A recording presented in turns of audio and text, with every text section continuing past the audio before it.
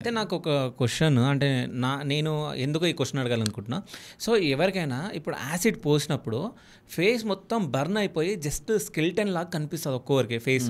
అంటే నేను కొంతమందిని చూడడం జరిగింది అంటే బయట వెళ్ళినప్పుడు. సో వాళ్ళకి ప్లాస్టిక్ సర్జరీ చేసి అంటే మనలాగా ఫేస్ క్రియేట్ చేయొచ్చా? యాసిడ్ ఎప్పుడు పొయ్యిగానే ఏం కాదండి. ఓకే, మీరు ఎప్పుడైనా యాసిడ్ ఇలా ఇప్పుడు రోడ్డు మీద వెళ్తా ఉన్నారు, ఇదివరకు ఇప్పుడు తగ్గిపోయినాయి, కానీ ఇదివరకు ఈ సైకోటిక్ ఫెలోస్ చాలా మంది ఆడపిల్లల మీద యాసిడ్లు పోసేవాళ్ళు.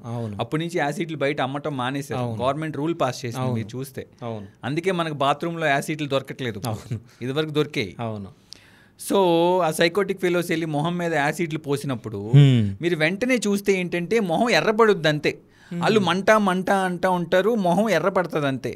స్లోగా ఆ నెక్స్ట్ డేకి ఏంటంటే ఆ మీద స్కిన్ అంతా కుళ్ళిపోతుంది. ఓకే. సో ఆ యాసిడ్ ఎఫెక్ట్ ఎంతవరకు ఉంటే అంతవరకు డీప్ వెళ్ళిపోతూ ఉంటుంది. స్కిన్ లేనప్పుడు ఏంటంటే కింద ఫ్యాట్ అట్లా డీప్ వెళ్ళిపోయినప్పుడు ఏంటంటే మీకు మొహం మీద బాగా డీప్ అయిపోయినట్టు, లోతుగా ఎముకలు కనిపిస్తున్నట్టు అనిపిస్తూ ఉంటాయి.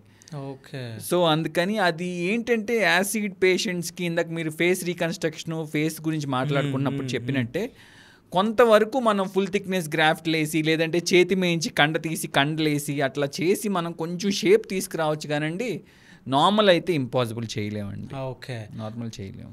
అంటే మీరు ఇంతకుముందు చెప్పినట్టు ఎవరైనా యాసిడ్ పోసినప్పుడు అంటే ఫస్ట్ రెడ్ అవుతుంది అన్నారు. అంటే ఆ లోపే మనం ఒకవేళ డాక్టర్ని కన్సల్ట్ అవుతే ఎంత తొందరగా మనం వెళ్ళి ఆ యాసిడ్ని ఎంత తొందరగా వాష్ చేసేసి దాన్ని డైల్యూట్ చేసి దాన్ని ఎంత తొందరగా మనం ఎఫెక్ట్ తగ్గించగలిగితే డ్యామేజ్ అంత తక్కువ ఉంటుంది. ఓకే.